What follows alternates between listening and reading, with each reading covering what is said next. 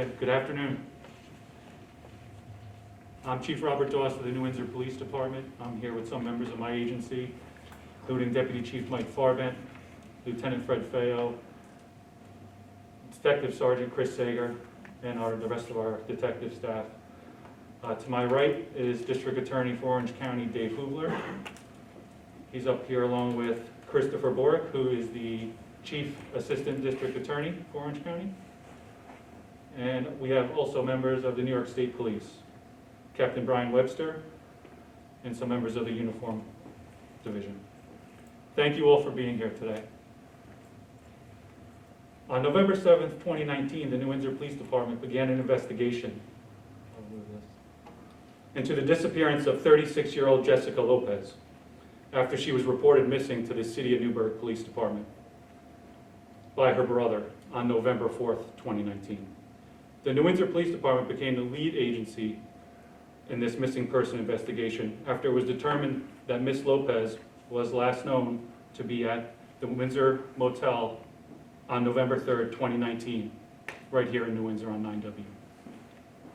Since we began our investigation, we have followed up on over 440 leads and conducted dozens of large-scale searches in efforts to locate Miss Lopez. Very early on in our investigation, we were able to identify a person of interest. We are here today to announce that this person of interest, 37-year-old Matthew Louis Mercado of Newburgh, New York, a known ex-boyfriend of Miss Lopez, has been indicted by an Orange County grand jury on a multi-count indictment, which includes murder charges. DA Hoovler will speak more on this news in a moment, but I wanted to thank all of the law enforcement agencies that assisted us in this investigation. They include the FBI Hudson Valley Field Office, the FBI Hudson Valley Safe Streets Task Force, for which we're a member, the DEA, the New York State Police, BCI Unit, Uniform Division, the New York State DEC Police and Forest Rangers, Orange County and Putnam County Sheriff's Office, the Orange County District Attorney's Office, the Hudson Valley Crime Analysis Center, the Westchester County Police Department, and the Ramapo Search and Rescue Squad. I'd also like to thank the Town of Newburgh and the City of Newburgh Police Departments for their assistance. And one last thing before I turn the microphone over to District Attorney Hoovler. We must not forget the family of Jessica Lopez. They've been without her in their lives for over a year now. Her mother, her father, her brother live with the constant pain of her loss. I speak for every member of law enforcement that worked on this investigation when I say that we stand together with them, and we will continue to fight for Jessica every day until justice is brought in this case. Our hearts go out to them, and we will continue to pray for them. It is my hope that the news of this indictment will help begin the process of closure to Jessica's family and for everyone that knew her. Thank you.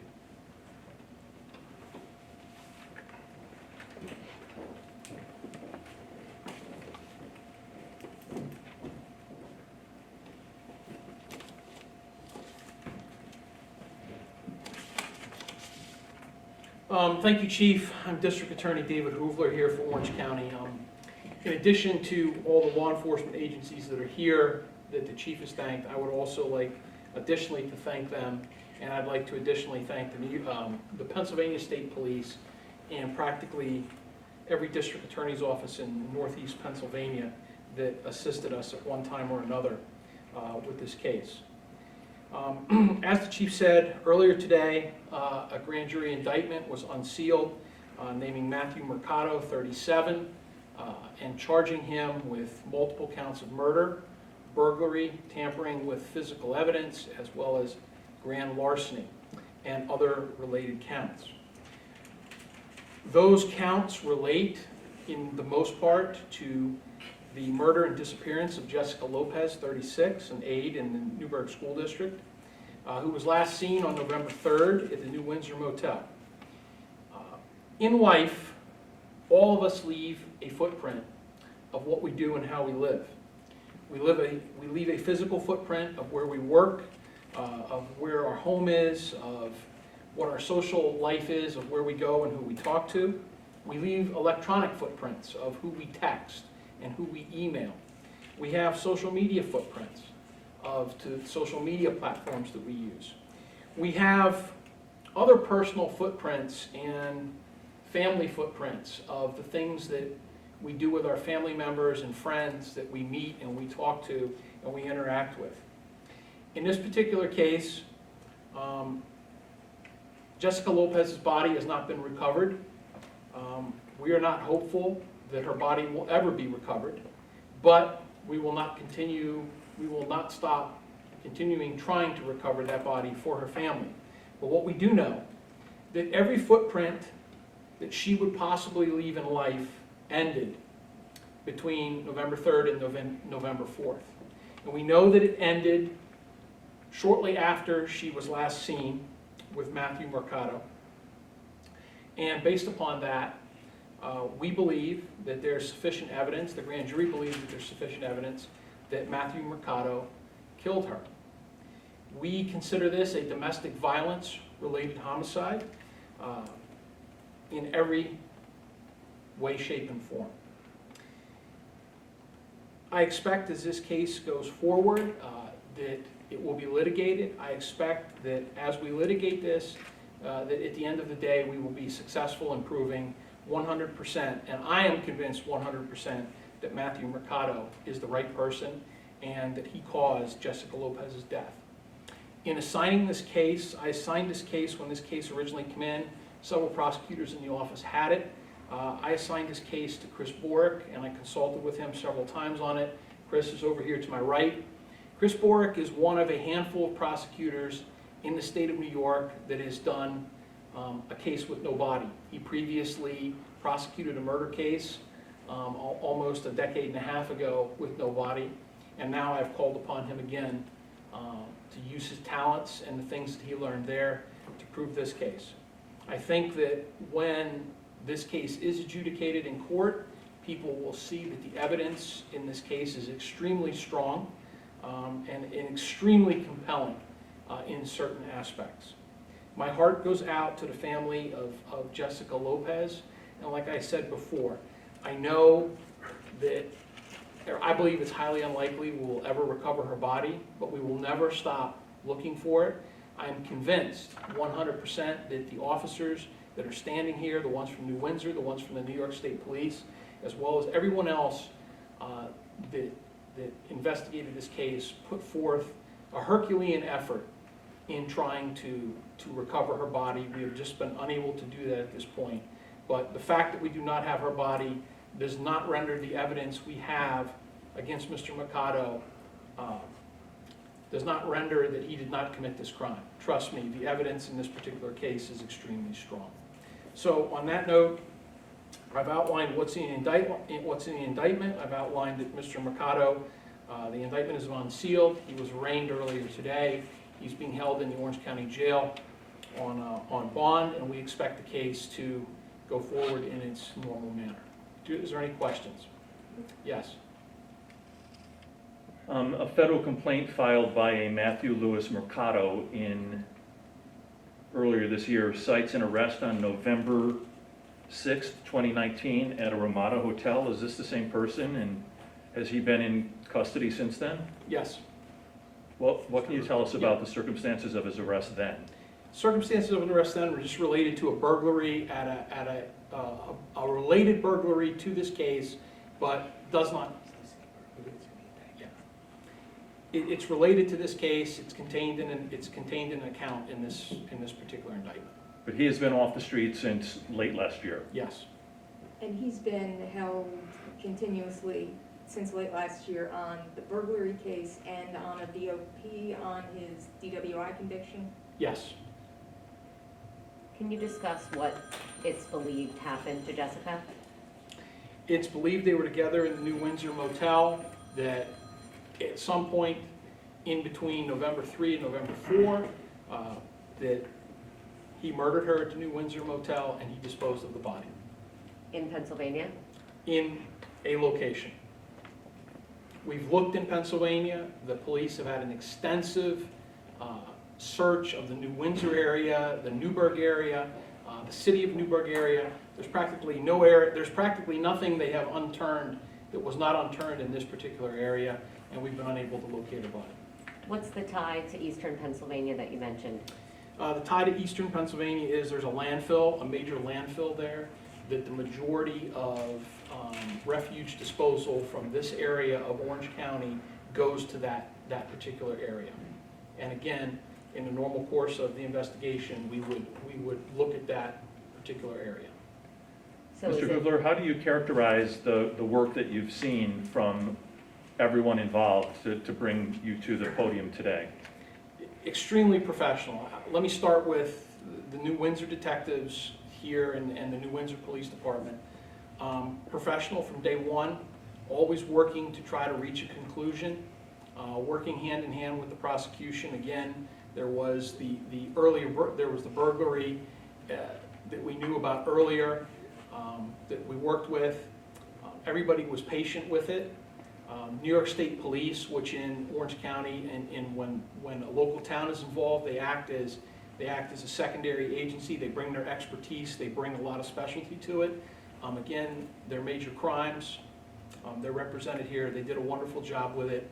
And again, there was a tremendous amount of other agencies that assisted across the board. I'm very proud of the cooperation. And again, when you have something like this that happened, 100% this is domestic violence related. It's sad. It happens in our society. It's something we should not tolerate. But everyone did what they were supposed to do to get us to this day. Now it is up to the district attorney's office, and we intend to do our job and bring Mr. Mercado to justice for the Lopez family. And then, were this case to go to trial, what are the particular challenges of convicting someone when there is not a body? The challenge is, there's many. In most prosecutions, you prove things in the affirmative, through evidence, through things that you can bring forth. In this case, you prove it through the absence. And it's the absence of that, it's the absence of the footprint that I went over, that all the things that you go about in your everyday life, that you leave a footprint that you were there, well, all of those things no longer exist. And they've evaporated out of just thin air. So when all of those things evaporate out of thin air, the only logical conclusion that's brought forward is that the person is now deceased. And again, there's a lot of evidence that will be brought forth in the case of what Jessica Lopez's habits were, who knew her, what she did, and again, where she worked, her home life, her social life, her electronic life, her social media life, and then what she did in her spare time.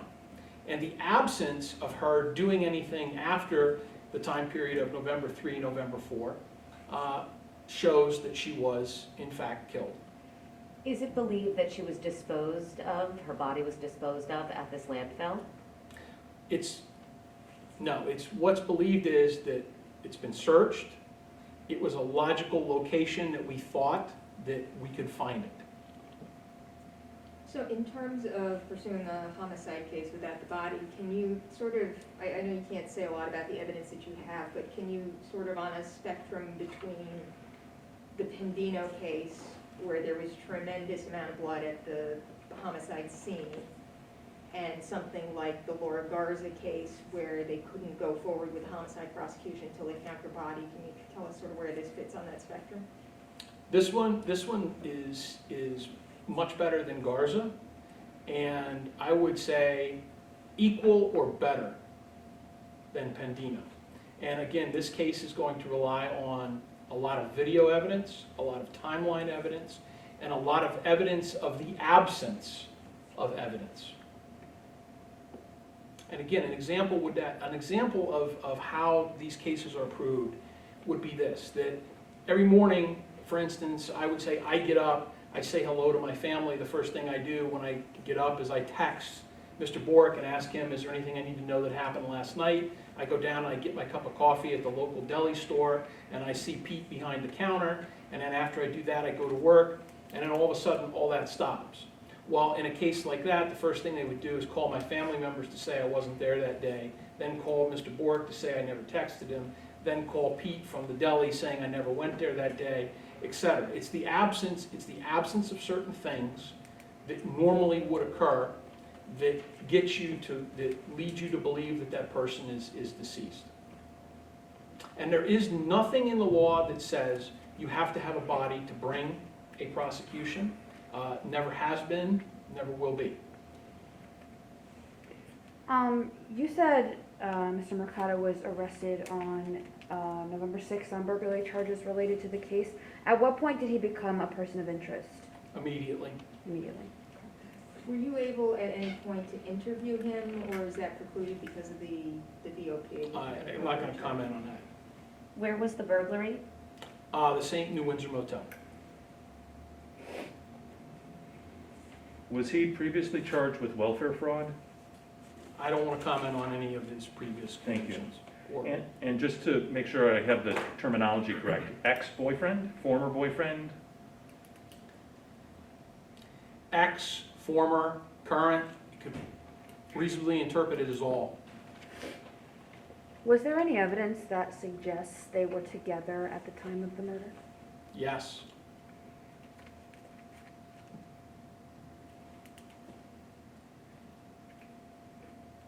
Are you releasing any information about what led up to her murder? What may have prompted the deadly violence?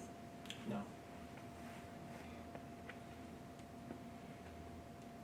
Any other questions for me or Chief Dawes? Thank you for your time. Thank you. Thank you.